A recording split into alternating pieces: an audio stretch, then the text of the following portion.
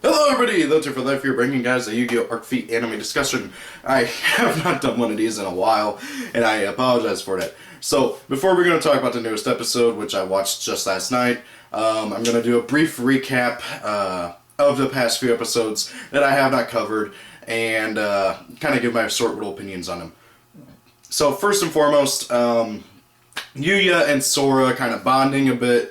I really like that. I like it how they are showing that Sora is having real emotional trouble trying to decide if he wants to keep his loyalty to the Academy, and he is really trying to make sure that he keeps his loyalty to the Academy, and while also still keeping his loyalty to his friends, because he never had friends while growing up, and so Yuzu and Yuya are his first friends, and he cares about them, and he loves them, and he does not want to hurt them, as much as his past actions kind of don't really show it. Although he did have fun dueling against Yuya back in the standard dimension whenever that was all going on.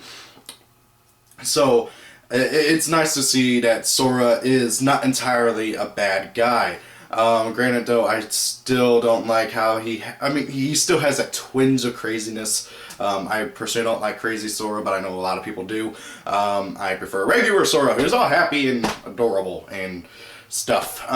Anyway, so then yeah, Yuya gets captured, and John, I think is his name, tries to sway Yuya over to his side and everything. Yuya, of course, says no. Screw you, I'm not doing that. And Yuya does get some useful information, but however, he gets thrown in a confinement center whenever he denies what John wants him to do. So, kind of skipping around a bit here, Yuzu, she went and found Crow's kids that he keeps watch over, and they all watched the duel with Kurosaki and Crow. And by the way, that duel was amazing, but I really couldn't help but feel like the Ultimate Raid Raptor, I think it's what, Raid Raptor Ultimate Falcon is his name. I couldn't help but feel that thing was underwhelming. Like, okay, it looked cool. It looked really freaking cool. But I can't help but feel like it was underwhelming compared to all the other Raid Raptors. And that thing's, what, ranked 10 or 12? It really was underwhelming. I figured it might have, have a anti-destruction effect or something, but no. So yeah, hopefully they'll buff it up whenever, if ever, it does get released. I'm sure it will.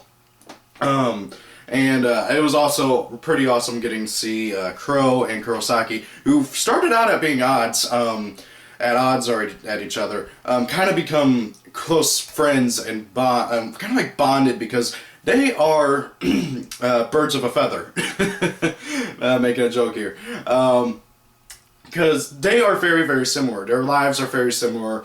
The people that they care about are relatively similar, and they have both similar ideals. Sorry, third time trying to record this. So it was just really awesome getting to see that. I do wish we would have gotten to see a new version of Blackwing Dragon instead of whatever, I can't remember what Crow went into, but I think it was like an overexcel Synchro, because I wanted to see an upgraded version of Blackwing Dragon, kind of like how we got this guy, you know, and I really wanted to see that, because neither Blackwing Dragon or the Blackwing Dragon from the manga do anything for Blackwings, okay? Like, seriously, the one from the manga mills off your cards, and really, aside from what's-his-face Sephiroth, you don't really want any of your Blackwings in the graveyard from your deck. So, yeah, I was really hoping that we'd get to see an upgraded version of Blackwing Dragon, but however, that was not the case. Who knows, maybe we'll get to see one later on, like if Crow and Jack duel or something, which would be really cool. But, I kind of doubt it. So then, let's see here. Oh yeah, John, since Yuya refused to join his side, is going to basically put the same mind control chip that is in Sergei into Yuya. Although they're going to have to wait a while because the doctors are busy operating on Sergei, since he had a full-on mental meltdown and his chip was apparently fried or something. So, yeah, I really hope that doesn't happen, but however, considering every single Yu-Gi-Oh! Protagonist, except for Yusei, has gone evil at least once at some point or another, I don't think. Yeah, I think Yuma did as well. I don't know entirely. I just remember seeing a picture of like an evil Yuma. So considering that we haven't seen Yuya go crazy aside from whenever he went into berserk mode, that is a possibility. And who knows? Maybe this chip, if it does go through, which I kind of doubt, will maybe fully awaken his berserk mode or something and make him stay in berserk mode for a long time, or possibly for even just a little bit of time. And that would be interesting. So, now then, back onto the recap. Yuzu starts getting chased after by the cops, and her and Sora duel together. And oh my god, the trap card. And this just shows, in my opinion, how much the standard dimension and their style of dueling, especially Yuzu and Yuya's dueling, affected Sora, because the trap card he uses is called Fusion Death Watch. Watts. I cannot say Watts. Basically a dance. And Yuzu's Fusion and Sora's Fright for Chimera start dancing together and stuff, and it's, oh my god, like the faces on the cops and their Goyo monsters were priceless. Like, oh my god. It was hilarious, and it was just so weird, but it was hilarious, and that whole episode was just awesome. We got to see more of how Sora and Yuzu bond, and how strong their bond is. Heck, Yuzu even, to kind of explain her relationship to Sora, to the kids, she basically calls him Master, and I can tell that this, this flatters Sora, and he likes the idea of him being a master to somebody else. Now, we do get some confrontation with the ninja dude Tsukikage, if I remember right his name. He wants revenge on Sora for carding his brother and everything. And basically through an argument and stuff, they decide that they'll put off their duel until after Sora can rescue Yuya and get everybody safe. And in exchange, Tsukikage will keep an eye on Yuzu, because they need to protect Yuzu from the cops. So, I think we're all caught up now. Okay, so episode 84. I loved this episode so much, okay? Now, of course, the link to episode 84 will be in the description, and I would implore you to go and watch it before you watch this, if you have not watched it already. That way, so that I don't spoil you, because I will be going over pretty much most of the episode, or at least talking about some of the points that I liked. So, Yugioh versus Serena, or Selena, whatever name you want to call her, because R's and L's in Japanese are weird. So, Yugioh versus Serena. This was, I had a feeling this would be an awesome duel, and it was not just an awesome duel, well, first half of an awesome duel, but it was also a hilarious episode in general. Yugioh's personality contrasts so much to Serena's personality that it's just hilarious to watch. Especially whenever Yugioh sees Serena and he mistakes her for Rin, and he jumps off his bike and tries to give her a hug, yelling, "Rin!" And this starts a whole, like, just comedic act of about a minute. Yugioh, like, jumping up and trying to hug her, and Serena punching him and saying that she's not Rin. It is hilarious, and I haven't laughed so hard in Yugioh Arc V for a while, because that was just priceless. I swear, any time that Yugioh is on the screen and just being himself is just pure comedy. Whenever he's not dueling, of course. And even whenever he's dueling, he's goofy. We got some more character building in this episode with Yugioh and Rin. We got to see more of how Rin is, what her personality is like in flashbacks, because the entire time that Yugioh was dueling, he was kind of out of it, because he thought that, like, it's kind of it's hard to explain.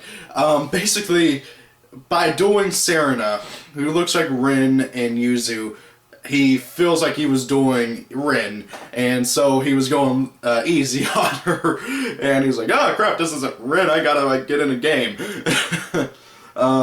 So yeah, they, now, something that I really do not like about this is that, for whatever reason, Gene, or John, however you want to pronounce it, like, he really wants to use Serena as his like poster child for his little movement that he's doing. He wants her, Yuya, and Sergey to be the what's the word I'm looking for? Poster childs of basically the Star of Hope for leading the Synchro Dimension to victory against the Fusion Dimension, because he's kind of doing his own little rebellion thing, but however, John wants to keep control over the Synchro Dimension for himself. It's very much not a... He's wanting to rebel, but he's doing it for his own purposes that are not exactly good. So, he's trying to make sure that Serena wins. And anytime it looks like that Yugioh can make a comeback, or that Yugioh could possibly finish her off, he changes the course so that, oh, Serena can get an action card, or, oh, Yugioh can't get an action card to save his butt. And it's just really stupid and unfair. And I'm just sitting here like, why is nobody like... I mean, like, heck, even if... Okay, so, like, even if Serena wins, which I doubt, judging from the preview, nobody is gonna, like, say that, yeah, that was a fair match. The course kept changing in favor of Serena, and it was just, like, really stupid.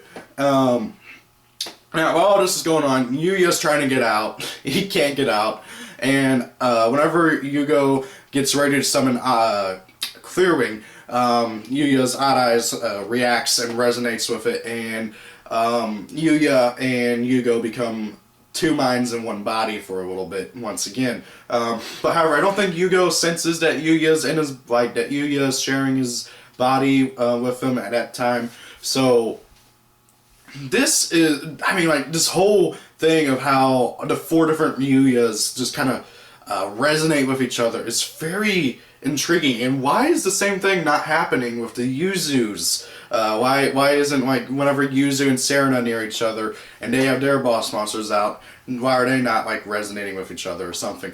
And I think it's got to do with well, it's quite obvious it's got to do with the dragons.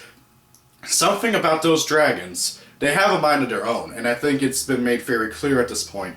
And something is going on.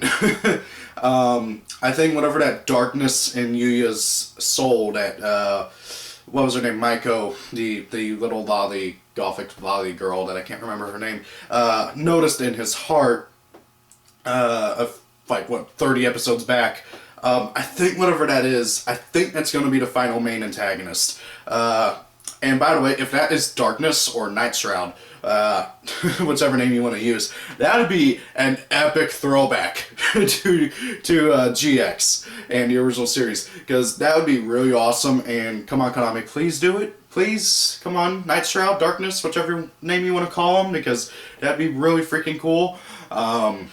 Heck, I can't wait till we go to the Fusion Dimension and possibly run into Jaden or Alexis or Chaz, even if they are going to be different. There's just so many different possibilities. So, overall, I really liked this episode. It came down to like a dice roll and everything. And in the next episode, which they're taking a break, so we're not going to get the next episode this Sunday. We're going to get it next Sunday. Which really bugs me. I hate it when they do this, especially whenever it's on a cliffhanger. And we're getting Crystal Wing Synchro Dragon. We're going to be seeing the thing, and we just recently learned that he is the cover card for Shining Victories. And I cannot wait to see this thing in action. It looks kind of like Odd Eyes Absolute Dragon's icy armor got put onto Clearwing. Judging from a very crappy picture of Shining Victories cover, pack cover. So guys, overall, I really like this episode. I hate how it ended on a cliffhanger, and we're not going to be getting the next episode for a while. But however, overall, it was a really good episode. It had a lot of comedy. Heck, anytime Yugioh's in an episode, it's hilarious. And just simply how he is trying to prove to Serena that not every duel has to be planned out strategically. There is always an element of randomness to every single duel. You can't plan out everything perfectly, and you're never going to get the cards that you need right at that exact moment. So guys, that's one of probably that's a lesson to be learned. I mean, you can easily apply that to real life Yu-Gi-Oh! I mean, you can't plan every single duel exactly, and even if you plan every single duel and you think 3 steps ahead of your opponent, it's not going to go that way, and you got to learn to adapt and make quick decisions. And I think Serena is very much against this. She's planned everything strategically and exactly according to like a plan and everything. I don't think that's gonna. I think she's gonna change around a bit after she gets her butt kicked by Crystal Link Synchro Dragon. So overall, really like this episode. Thank you all for watching. Have a great day. I'm gonna stop procrastinating with the Yu-Gi-Oh! Arc V anime discussions, because otherwise we're gonna get like 10 7-minute recaps, and that's 7 to 10 minute recaps every time I do this. So, and that's not good. So guys, again, thank you all for watching. Hope you enjoyed the video, and see you guys later. Peace out.